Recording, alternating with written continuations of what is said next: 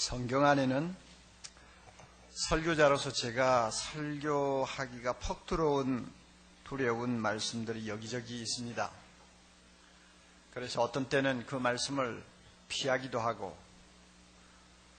또 어쩔 수가 없어서 설교할 때도 있죠.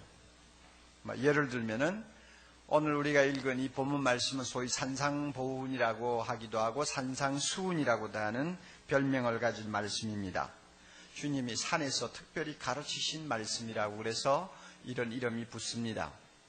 이 산상수훈에 관한 내용은 제가 설교하기가 좀 부담스럽고 두려워지는 내용 가운데 하나입니다. 왜 그런가 하면 이미 여러분이 내용을 좀 읽으셔서 알겠지만은 의를 위하여 핍박을 받는 자는 복이 있다. 내가 과연 의를 위해서 핍박을 받을 사람이 될까? 한 번도 안 받아봤으니까 자신이 없는 거죠. 정말 나는 온유하냐 하고 물을 때 금방 대답이 안 나오는 것이죠.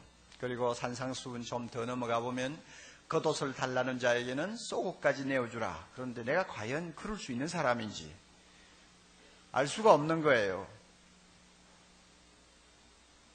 종종 우리가 이제 산상보훈의 말씀을 읽습니다만 그때마다 이 말씀은 저를 땅바닥에 내동댕이 치듯이 참 충격을 주고 자신감을 꺾어놓기도 합니다. 너무나 수준이 높은 말씀이기 때문에 그래요.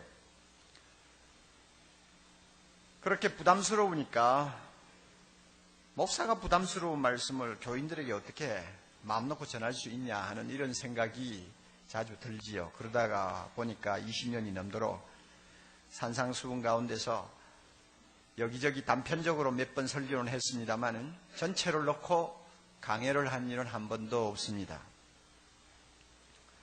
1년 전쯤 되었을까요? 어느 형제가 저에게 편지를 보낸 것이 있었습니다. 자신이 주일 예배에 참석해서 은혜를 받은 이야기를 저에게 나누고 싶어서 보낸 편지였는데 편지를 다 쓰고 말미에 이런 말을 했어요. 목사님, 언젠가 산상수훈을 강의해 주실 날을 기다리겠습니다. 이상하게 그 편지를 읽고 난 다음 저의 마음에는 늘 따라다니는 음성이 하나 있었습니다. 내가 아무리 부담스러워도 산상수훈을 설교해야 돼. 이런 음성이었습니다. 사실 목사라는 위치는 주님께서 가르쳐 지키게 하라는 모든 말씀을 가르쳐야 될 책임을 지고 있습니다. 자기 마음에 좀 부담이 없는 말씀만 설교하라고 주님은 절대 말씀하지 않았어요. 비록 설교자가 지키지 못하는 어려운 말씀이라 할지라도 주님이 말씀하셨으니까 꼭 전해야 될 엄숙한 명령이 저에게 주어져 있습니다. 그래서 아무래도 이제는 산상수훈을 좀 본격적으로 묵상하면서 설교할 수 있어야 되겠다 하는 생각을 하게 됐습니다. 저 자신이 비록 자신이 없고 저 자신이 부담스럽기는 하지만 성도들과 함께 산상수훈의 성찬을 먹고 마시는 은혜를 더 이상 미루어서는 안 되겠다 하는 생각을 했습니다. 그래서 오늘부터 매주마다 산상수훈을 놓고 주님이 말씀하시던 그 동산으로 함께 올라갈 수 있기를 바랍니다. 예수님이 갈릴리에서 복음을 전하기 시작하자 이스라엘 방방곡곡에서 구름대와 같이 많은 사람들이 모여들기 시작했습니다. 어떤 지역에서 사람들이 모였습니까? 바로 앞에 있는 4장 25절에 보면 갈릴리에서도 오고 데가볼리에서도 오고 예루살렘과 유다 지방에서도 오고 심지어 요단강을 건너서 이방 사람들이 많이 살고 있는 지역에서까지 사람들이 몰려왔습니다. 몰려온 그들의 신분이 대충 어떤 사람들이었느냐, 물론 지쳐놓고 잘 사는 사람들도 좀 끼어 있었겠지만 대부분의 사람들은 4장 24절을 보면 병든 자들이요, 귀신 들린 사람들이요, 어떤 면에는 세상으로부터 버림당한 외로운 사람들이요, 가난한 사람들, 죄인들이었습니다. 세상적으로 말하면 실패자들입니다. 그리고 소망이 없어 보이는 사람들이 예수님 주변으로 모였습니다. 예수님은 이런 무리들을 이끌고 갈릴리 바다가 시원하게 내려다 보이는 산등성이로 올라가셨습니다. 그리고 그 자리에 앉으셔서 입을 열어 가르치기 시작했습니다. 심령이 가난한 자는 복이 있나니 천국이 저희 것이며, 애통하는 자는 복이 있나니 저희가 위로를 받을 것이며, 온유한 자는 복이 있나니 저희가 땅을 기업으로 받을 것이며, 이렇게 말씀을 하기 시작했습니다. 5장 1절에 보면 이 말씀을 하시는 예수님 앞에는 마치 제자들만 앉아있는 것 같은 착각을 일으키는 표현이 하나 나옵니다. 제자들이 나아온지라. 그래서 그런지 어떤 성경학자들은 산상보훈은 제자들을 향해서 주님이 주신 말씀이다, 무리들하고는 관계가 없다, 이런 해석을 합니다만, 제가 볼 때는 그것은 좀 편협된 해석이라고 생각을 합니다. 왜냐하면 그 자리에 무리들이 있었으니까요. 물론 산상수훈의 내용을 보면 이것은 세상 사람들이 받을 수 없고 소화할 수 없는 내용입니다. 예수님을 믿고 예수님을 따르기를 작정한 제자들에게나 통하는 너무나 차원 높은 진리와 신비스러운 진리이기 때문에 일반 무리들이 들어서도 무슨 소리인지 알기 어려운 내용일 것이다 하는 것은 우리가 인정할 수 있습니다. 또 액면 그대로 이해를 했다고 할지라도 그 말씀의 깊이를 절대 들여다볼 수 없었을 것이라고 생각합니다. 그렇다고 해서 예수님이 무리들은 따돌려 놓고 제자들만 상대하여 하신 말씀이라고 하는 것은 이치에 맞지 않습니다. 이 무리들도 언젠가는 예수 믿게 될 것이고, 예수 믿으면 그리스도의 제자가 다 될 사람들입니다. 이런 의미에서 예수님은 12제자만이 아니고 하늘의 별들처럼 무수하게 나타날 미래의 제자들을 눈앞에 그리면서 산상수훈의 말씀을 하셨다고 저는 보고 있습니다. 5장 1절에 보면 또 재미있는 말 한마디가 있습니다. 산에 올라가서 앉으셨다고 그랬죠. 산에 올라갔으니까 앉았지, 그렇게 생각하면 간단하죠. 성경은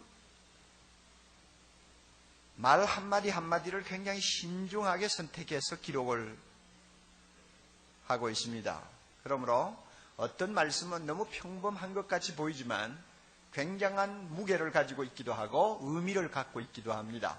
예수님이 산에 올라가서 앉으셨다. 그래, 앉으셨다는 게 어땠다는 거야? 우리가 그렇게 말할 수 있지만은 이것은 가르치는 선생으로서의 예수님의 권위를 나타내는 아주 중요한 말씀입니다.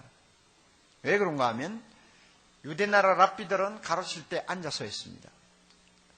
가르치는 선생의 권위를 앉는 그 행동으로 보여주는 것이죠. 지금도 유수한 대학에 가면은 명강의를 하는 학자로서 소문난 교수들은 앉아서 강의합니다. 권위를 이야기하는 것이죠. 로마 캐톨릭에 가서 보면 교황이 무슨 교서를 내리고 뭘 읽고 할 때는 꼭 의자에 앉아서 합니다. 교황의 권위를 드러내는 것이죠. 그러므로 예수님이 산에 가서 앉으셨다 하는 것은 하나님의 아들로서의 권위를 가지고 가르치시기 시작했다 하는 이야기를 이 말씀 속에 담고 있습니다.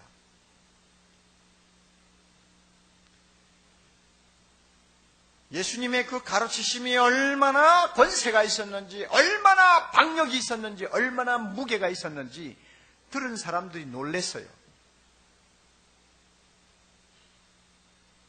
무리들이 예수님의 말씀을 다 듣고 나서 어떻게 반응을 했는가를 우리가 좀 봅시다. 7장 28절 넘어가서 보면 이런 말씀이 있습니다. 7장 28절 예수께서 이 말씀을 마치심에 산상수훈을 다 이제 마치시고 이제 끝냈어요. 무리들이 그 가르치심에 놀랬다 그랬습니다. 왜 그런가 하면 그 가르치시는 것이 뭐와 같았다고요? 권세 있는 자와 같다. 참 이거 도무지 감히 얼굴을 들고 볼 수가 없을 만큼 권위를 가지고 가르치시는 분이라는 것입니다. 그리고 저희 서기관들과 같지 아니했다. 서기관들은 직업적으로 가르쳤잖아요. 직업적으로 가르치면 아무래도 감동이 적고 또 직업적으로 가르치는 사람의 말은 권위가 좀 약합니다. 그러나 예수님은 그렇게 직업적으로 형식적으로 가르치는 분이 아니었어요. 말 한마디 한마디가 사람들의 심금을 울렸습니다. 하늘에서 떨어지는 하나님 자신의 음성으로 사람들의 귀에 들렸단 말이에요. 그러니까 놀랬어요. 앉아서 가르치신 주님의 그 태도에는 이와 같은 권위가 있었습니다. 이 시간 우리도 예수님의 이 권위를 느낄 수 있어야 합니다.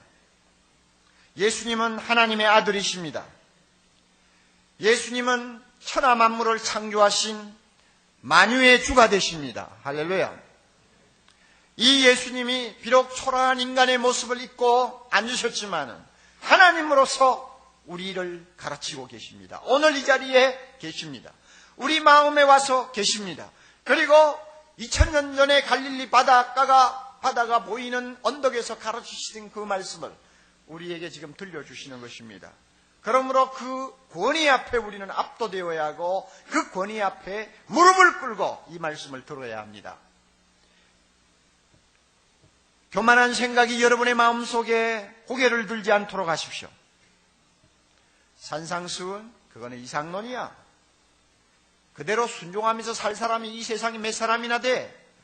이런 생각이 여러분 마음속에 들고 일어난다면 이것은 앉아서 가르치시는 예수님의 권위에 정면으로 도전하는 사람이라는 것을 알아야 합니다. 또 잘못하면 우리는 이런 생각을 할 수 있습니다. 이 말씀들은 액면대로 받으면 곤란해.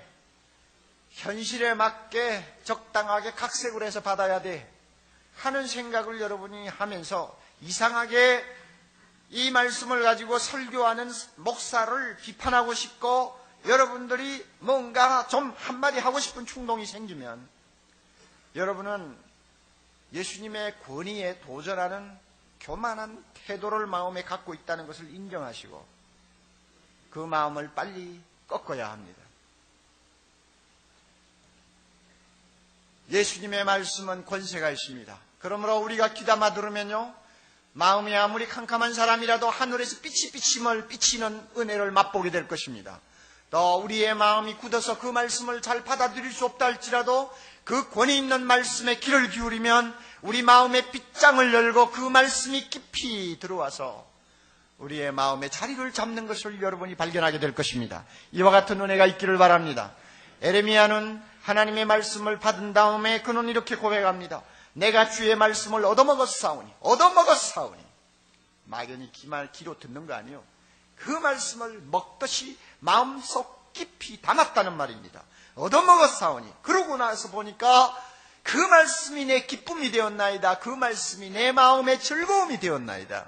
에레미야 15장 16절에 에레미야가 고백한 그 은혜가 오늘 우리 모두에게 있어야 되겠습니다. 이 시간에는 팔복의 내용을 한데 묶어서 생각을 하면서 은혜를 받으려고 합니다. 아마 이 가운데서 성경을 잘 모르시는 분들은 팔복이 뭐냐, 8가지 복이냐 뭐 이런 생각을 할 수 있는데 8가지 복이죠. 이 성경 본문 보면 복이 있나니 하는 말이 8번 반복되어서 나옵니다. 그래서 팔복이라고 하고 마지막에 한 번 더 그 말이 나오기는 합니다만 주로 일반적으로 구복이라고 하지 않냐고 팔복이라고 합니다. 첫째로 우리가 꼭 명심해야 될 진리가 있습니다. 이 팔복의 말씀은 예수님 자신의 성품이요 동시에 예수님을 따르는 제자들의 성품을 이야기하고 있다는 것입니다.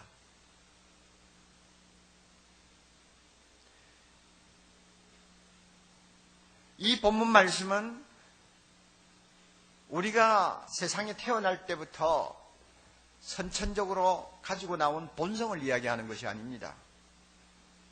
심령이 가난한 자, 본성하고 관계가 없어요. 물론 사람들 중에는 천성적으로 겸손한 사람도 있고 눈물이 많은 사람도 있고 성격이 부드러운 사람도 있고 의분이 강한 사람도 있습니다. 그러나 주님은 그런 생물학적인 특징을 지금 여기서 논하는 것 아닙니다. 뭐냐 그러면 예수를 믿는 사람은 이러이러한 성품을 갖게 될 것이다 하는 것입니다. 주님의 입장에서 보면 나를 따르는 자는 내가 갖고 있는 성품이 이러한 즉 너희의 성품도 이러해야 하느니라 하는 것을 지금 팔복을 가지고 가르쳐주고 계십니다.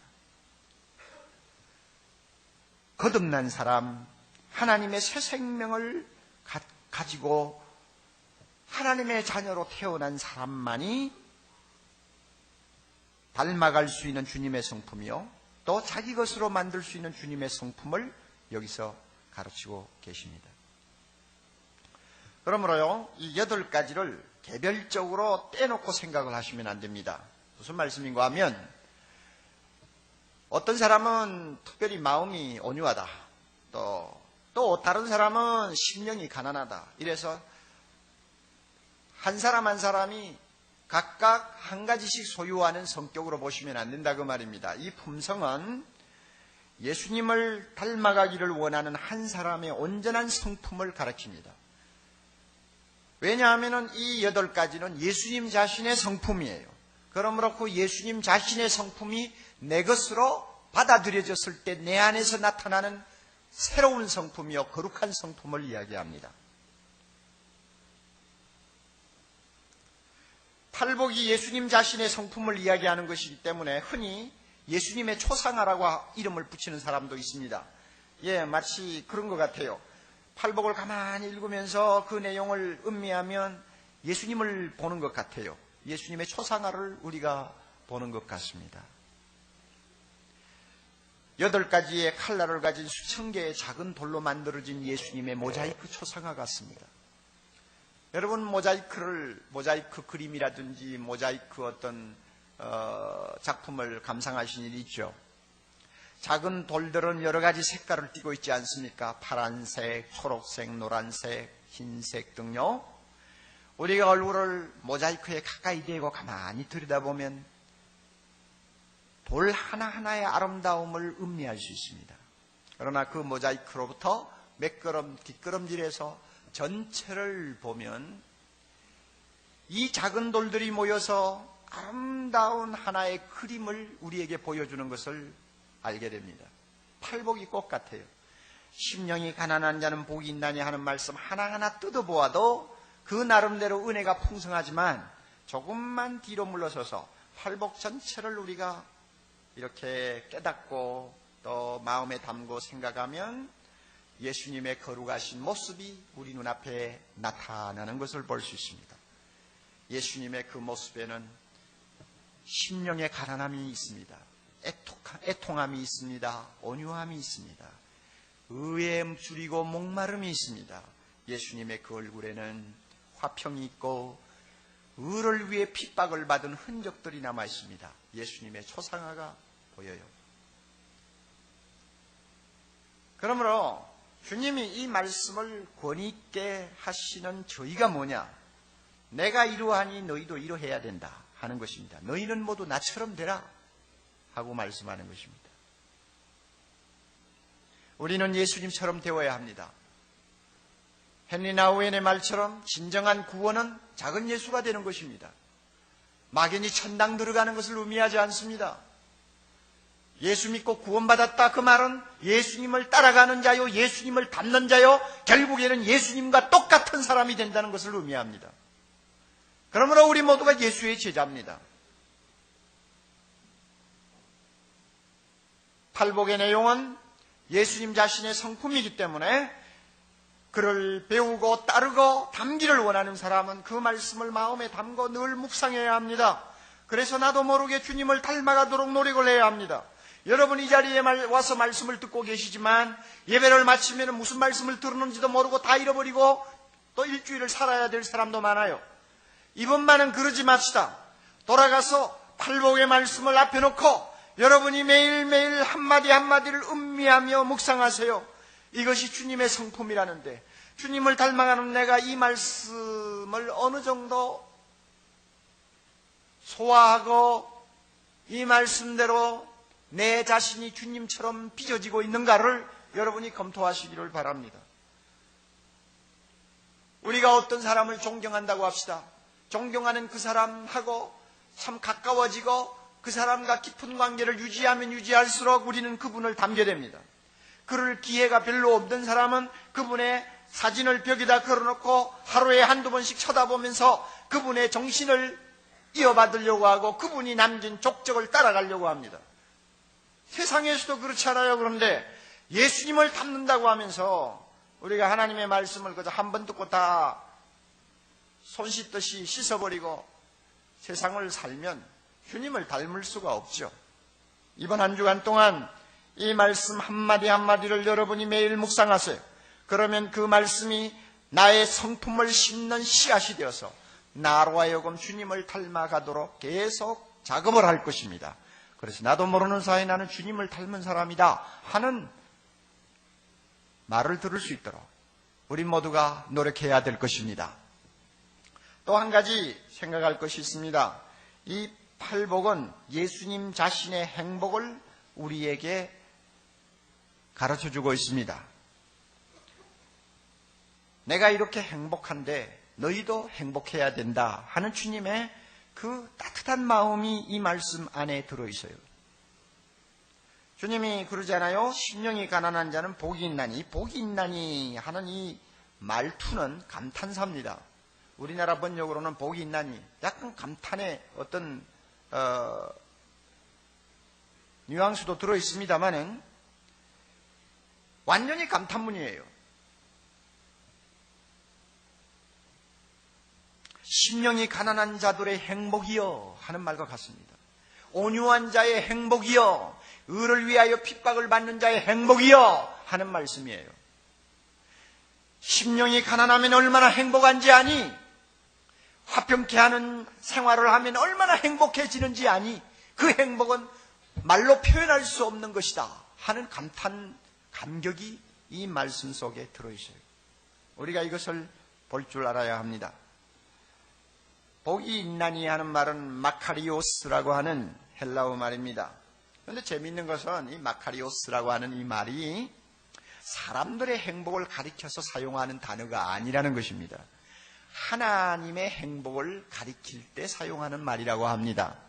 그러므로 심령이 가난한 자 복이 있나니, 의에 줄이고 목마른 자 복이 있나니 할 때 의에 줄이고 목마른 자의 행복인데 이 행복은 하나님이신 예수님 자신의 행복을 가리키는 것입니다.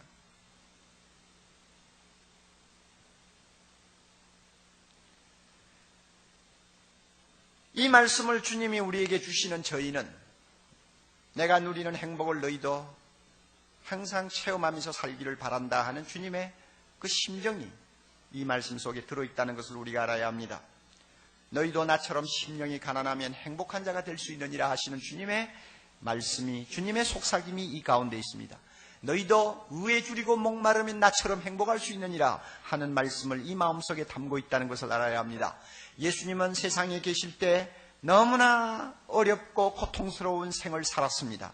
그만큼 가난한 분이 없었고 그만큼 사람들에게 핍박받은 사람이 없었고 그만큼 고통을 체험한 사람이 없었습니다마는 그와 같은 고난 속에서도 주님은 잃어버리지 아니한 것이 있었습니다. 그것은 심령의 행복이었어요. 우리가 이 행복을 소유할 수 있다면 세상에서 가장 복된 자가 될 것입니다. 사실 보세요. 그렇지 않아요? 가난함에도 행복하다고 하는 사람의 행복을 누가 앗아가겠어요? 눈물을 흘리고 슬퍼하면서 애통함에도 불구하고 행복하다고 말하는 사람이 있다면 그 행복 누가 빼앗아가겠어요? 이 세상에서는 큰 소리를 쳐야 이깁니다. 온유하면은 손해봅니다. 온유해서 손해를 보면서도 행복하다고 하는 사람이 있다면 그 행복을 누가 빼앗아가겠어요? 못 빼앗아가는 것입니다. 그러므로 이것은요, 예수님이 말씀하는 이 행복은 이 세상의 그 무엇으로도 줄 수가 없고 이 세상의 그 무엇도 빼앗아갈 수 없는 오직 하나님만이 누리는 행복이에요. 이 행복을 주님이 우리에게 가르쳐 주시는 것입니다. 이 세상에 태어난 사람은 미국 독립선언문에 명시된 것처럼 누구나 자기 행복을 추구할 수 있는 권리를 가지고 있습니다. 우리는 다 행복하기를 원합니다. 아멘. 우리는 다 행복하기를 원합니다. 아멘. 고상하시네요. 대답 안 하시는 거 보니까. 자, 우리는 다 불에 가기를 원합니다. 아멘. 한 사람도 대답 안 할 거예요. 우리 모두가 행복을 추구할 권리가 있어요. 하나님도 우리가 행복하기를 원하세요. 그는 좋으신 아버지 되시니까. 그래서 그런지 많은 사람들이 행복을 위해서 뜁니다. 아침부터 저녁까지. 나에게 행복을 줄 수 있는 것이면 앞뒤 가리지 아니하고 매달립니다. 마치 인생의 목표가 행복을 얻는 데 있는 것처럼 사람들은 생활하고 있습니다. 이것이 나쁜 것은 아니에요. 행복해야죠. 그러나 문제가 어디 있느냐? 행복을 추구하는 방식이 잘못됐다는 거예요. 행복을 추구하는 방법이 틀렸어요. 행복을 찾아가는 길을 잘못 선택했어요. 아그네스 레플리오라고 하는 분이 의미 있는 말 한마디를 했습니다. 우리 안에서 행복을 찾는 것은 쉬운 일이 아니다. 하지만 다른 곳에서 행복을 찾는 것은 불가능하다. 다시 한번요. 우리 안에서 행복을 찾아야 되는데 우리 안에서 행복을 찾는 것도 사실은 쉬운 일이 아니다. 하지만 다른 곳에서 내 밖에서 행복을 찾는 것은 불가능하다. 그럼에도 불구하고 사람들은 밖에서 행복을 찾습니다. 자기 밖에 있는 무엇을 통해서 행복이 온다고 믿고 있습니다. 이 행복을 실제로 손에 넣은 자가 이 세상에서 몇이나 됩니까? 맹자는 인생을 사는데 정말 재밌고 행복하게 만드는 것은 맛있는 것을 먹는 것과 성을 즐기는 것이라는 솔직한 말을 했어요. 점잖은 사람이 그 정도로 솔직하면 괜찮은 것 같아요. 먹고 마시는 거 사람들이 정말로 이것은 빼놓을 수 없는 즐거움으로 삼고 있잖아요. 섹스 하여튼 엄청난가 봐요. 사람들이 그렇게 미치고 환장을 하는 거 보면 그렇잖아요.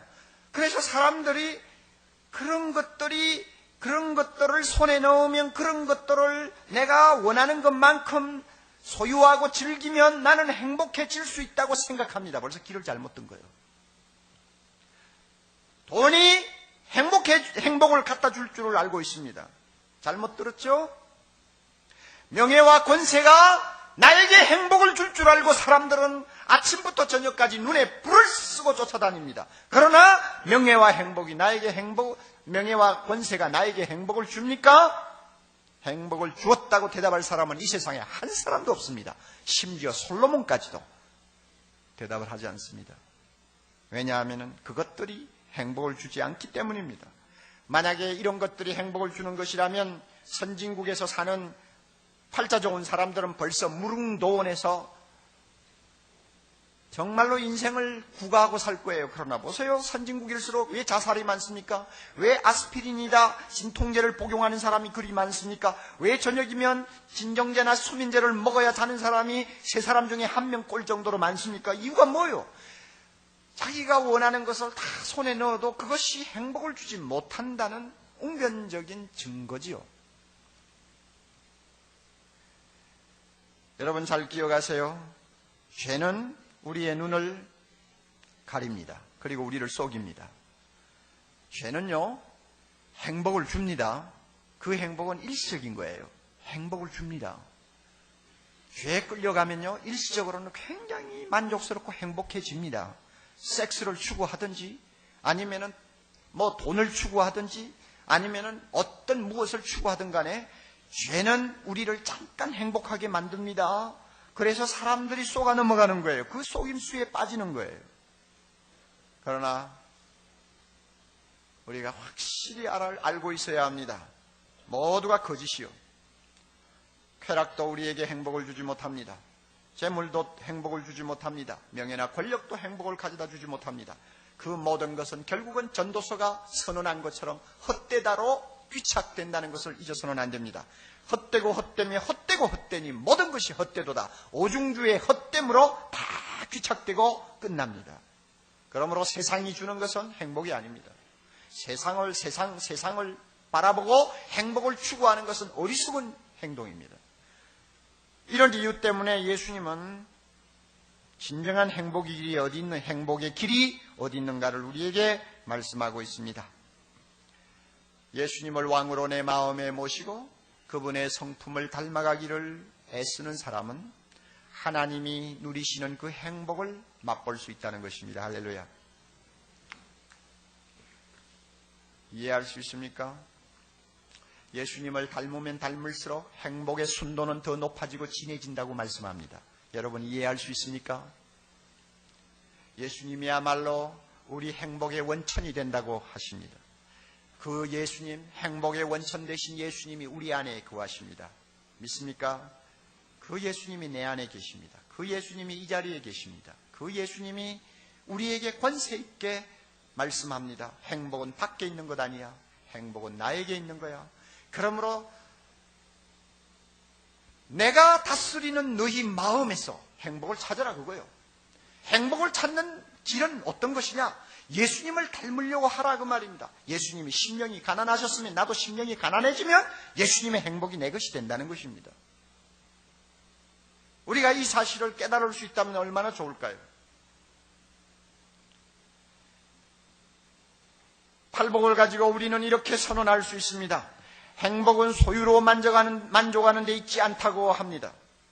예수님처럼 심령이 가난한 데 있다고 합니다. 행복은 웃고 즐기는 데 있지 않다고 합니다. 예수님처럼 애통하는 데 있다고 합니다. 행복은 강한 데 있지 않다고 합니다. 예수님처럼 온유한 데 있다고 합니다. 행복은 욕망을 충족시키는 데 있다고 하지 않습니다. 예수님처럼 의에 줄이고 목말라 하는 데 있다고 합니다. 행복은 무정하고 차가운 데 있지 않다고 합니다.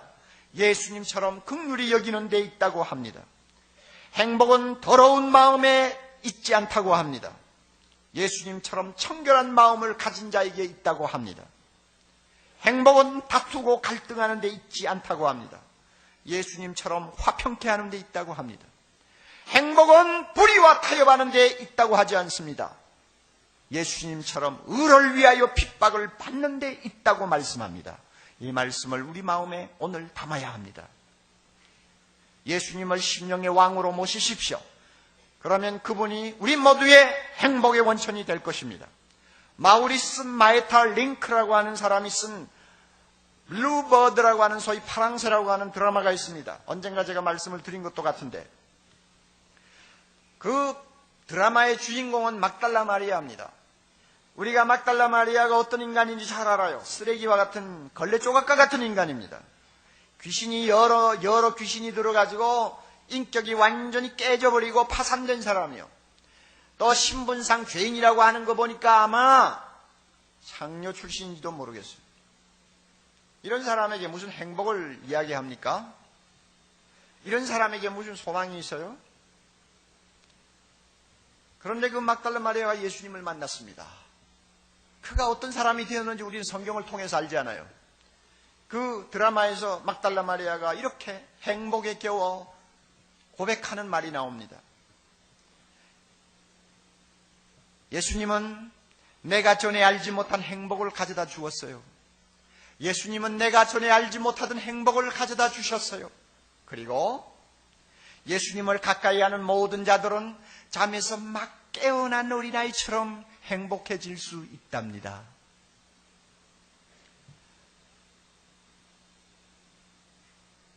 참 표현이 아름다워요.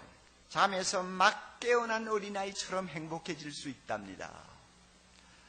여러분, 행복이라는 주제를 놓고 그림을 그린다면 어떤 그림들을 그리고 싶습니까? 이 드라마를 쓴 사람은 막달라 마리아의 입을 통해서 행복은 이런 것이다 하고 표현을 합니다. 어린아이가 잠을 푹 자고 눈을 살짝 뜨니까 자기를 쳐다보고 사랑스럽게 웃고 있는 엄마를 보게 됩니다. 그렇죠? 그러면 이 아이가 너무 행복해가지고 씩 웃습니다. 최고의 행복을 표현하는 그림 같은 장면이에요.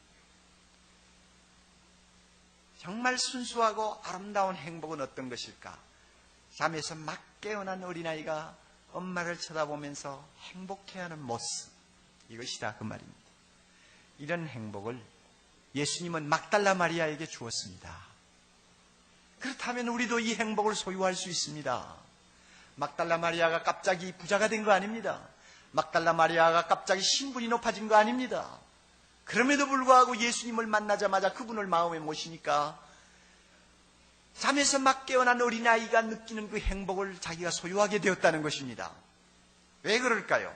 예수님이 내 마음에 오심으로 예수님의 그 아름다운 성품이 나의 성품을 형성하게 됩니다.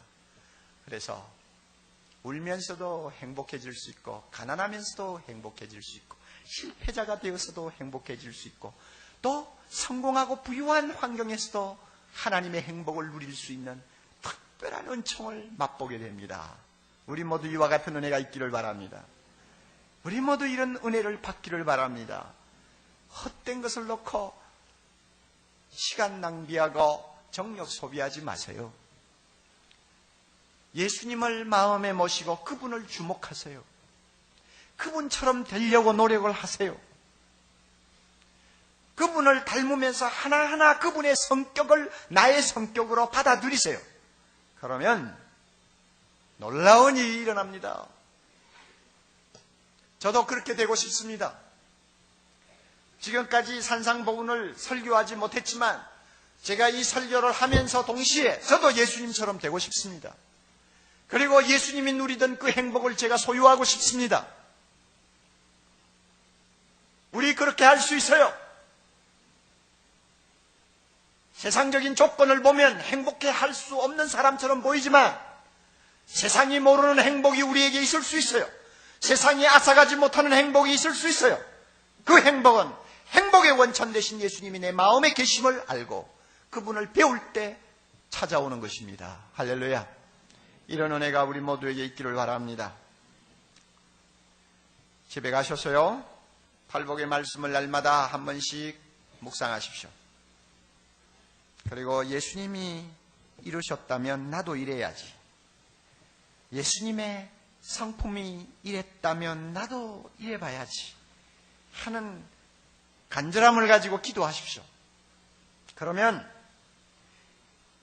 이 8가지를 통해서 드러나는 예수님의 품성이 나 자신의 품성으로 자리 잡게 될 것입니다. 그러면 나도 모르게 행복해집니다. 악을 쓰는 세상에서 내가 온유함으로써 행복할 수 있다면 얼마나 좋아요. 악착같이 모아보겠다고 하는 사람들 틈에서 가진 것이 별로 없어도 전혀 부러울 것이 없는 만족이 내 안에 있다면 세상에 이 사람만큼 행복한 사람이 어디 있어요? 내보다 앞서서 막 달려가는 사람들이 때를 이루는데 비록 나는 뒤처졌다 하는 느낌이 있어도 의에 줄이고 목마른 그 심정 때문에 내 마음에 신비스러운 행복이 자리를 잡는다면 세상에 이것만큼 좋은 거 어디 있어요? 우리 모두에게 이 행복이 있기를 바랍니다. 주님의 은혜가 우리 모두에게 함께 하실 줄 믿습니다. 우리 함께 기도드리겠습니다.